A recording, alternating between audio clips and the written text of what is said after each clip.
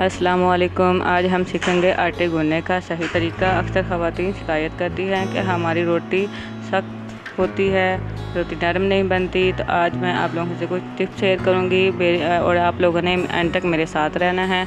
मैंने आज यहाँ पे आटा छान लिया था अब और इसमें नमक ऐड किया था और साथ में आप लोगों ने साथ साथ पानी ऐड करते जाना है। ज़्यादा एकदम पानी नहीं डालना और साथ साथ थोड़ा सा पानी डालते जाएं, मिक्स करते जाएं और साथ साथ आटे साथ जो परात के साथ आटा लग जाता है तो उसको साथ साथ साफ़ करते जाइएगा।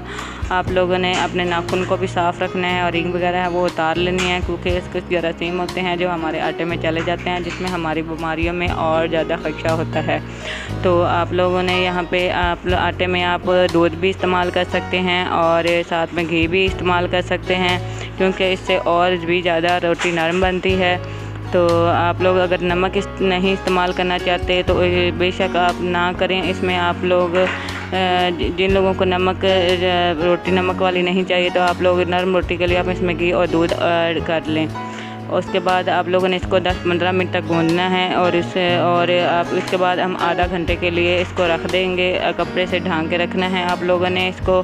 जब आप इसको ढांक पे रख देंगे तो फ्रीज़र में आपने नहीं रखना है इसको और थोड़ी देर के लिए हम इंतज़ार करेंगे, आधा घंटा। और कुछ बातें हैं जो मैं आप लोगों से करना चाहती हूँ। जो हमारे अक्सर जो परात के साथ अगर बाउल में या किसी चीज़ में भी आप आटा गूंद रही हैं तो वो साथ चिपक जाता है और वही पानी हम पानी को बर्तनों जहाँ में सिंक में हम फेंक देते हैं, तो वो जिससे हमारे रिस्क में बेबरकती होती है, हमारे रिस्क में कमी होती है। तो ये हम गलतियाँ जो करते हैं, जो मैं भी ये गलती करती रहती थी। तो मेरी अम्मी जान मुझे डांटती हैं कि बेटा इससे रिस्क में बरकती होती है और आप लोग इस पानी को आप पौधों में डाल सकती हैं, साथ दीवार में के पाँव के नीचे ना आए।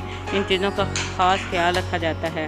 तो आप लोग इन मेरी बातों की समझ आ जाएगी और अगर इंशाल्लाह हम अगली वीडियो में मिलेंगे। आप मुझे अपनी दुआ में याद रखिएगा। मेरे चैनल को लाइक कीजिएगा, सब्सक्राइब कीजिएगा और शेयर कीजिएगा। अल्लाह हाफिज़।